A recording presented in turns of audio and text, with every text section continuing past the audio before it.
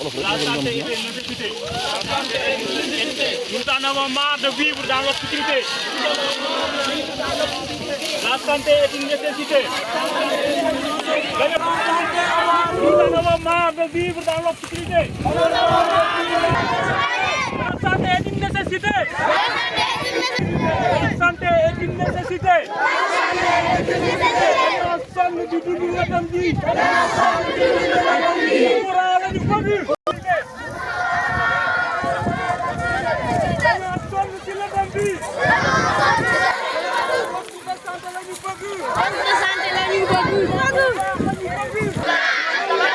Arrondissement Dara département Sëriñ Mbacke Gaïndé Fatma ñun amuñu marché bu baax amuñu yoon bu baax amuñu maa ngi daal seeni loxo yàlla dong nag moo di ak ku ko daan dikk ñu ànd ak yow wateel la gàtt la ñu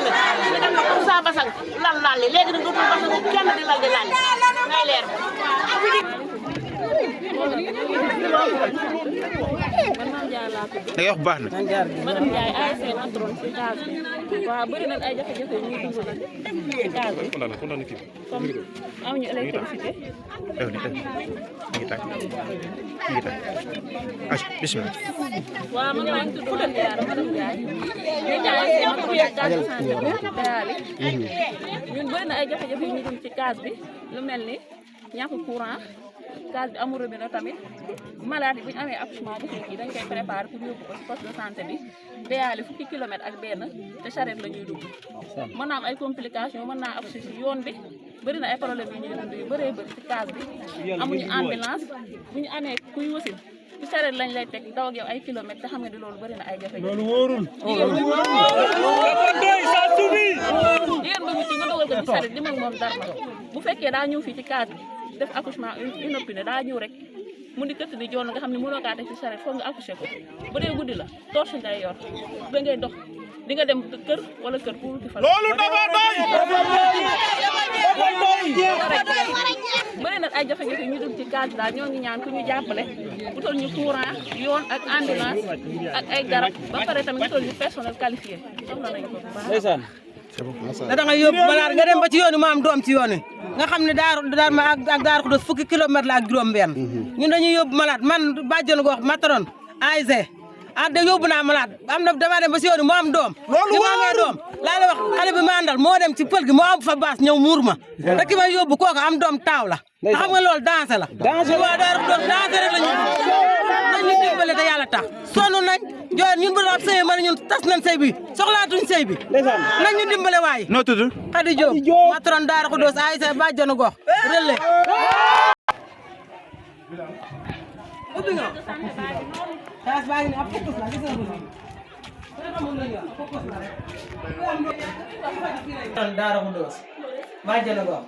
relais pere ñoon kenn gënu ñoo sonn suñu kaas baa ngi ni gis nga ko ñaari bâtiment bii ak bii accouchement bu ñu am sañuy accès ndax ñun waruñoo accès ndax case de santé la waaye bu dee da nga ñëw rek am doom soo fi yàggee ñu jàll bu ñuy dem Darma fukki kilomètre la ak juróom benn suñuy dem da nga yóbbu malade ba ci yoonu ma am doom sonn nañ ñun waa Daara Khoudoss ku ñu mën a jàppale nañ jàppale ak ñun ASC fi nekk ak relais ak man mi fi nekk dañuy liggéey ba weer dee 1000 francs sax duñ ko am nuñ jëndee saabu te dañu yor suñu njaboot yor suñu kër dañuy dem Daara dem Linguère fu ne la ñuy tourné waaye amuñu dara nañu dimbale ngir yàlla te yàlla tax ci sa case santé bi ñaar la bii ak bii douche bi benn douche la ku ñu mën dimbale ngir yàlla nañ ñu dimbale sonn nañ lool. nit ñaa ngi fi ñëw di faju ñu ngi faju waaye faj moomu solo paracétamol nga am paracétamol bi koo ko jaay sax bu demee ne paracétamol périmé na Darma la ñuy fajoo ji wala bogo te ñun dañoo sonn nañ ñu jàppale ngir yàlla te yàlla tax ñu dimbale ñu ak suñu njaboot ak suñu dëkk poste de santé bu ñu yëkkati fi am nañ ko waaye dañoo bëgg kuñ ci gën a dimbale boobu moom saa sax moom mën naa baax waaye bii moom du dara nañu dimbale te yàlla tax sonn nañ lool. ndax nekk nañ fii di jéem a sax cokk-cokk lu hôpital waaye amuñu doole bi ñu ngi tàllal loxo nag ñëpp nag fu ñu si dimbale te yàlla tax tamit loolu daal moom suñu bëgg-bëgg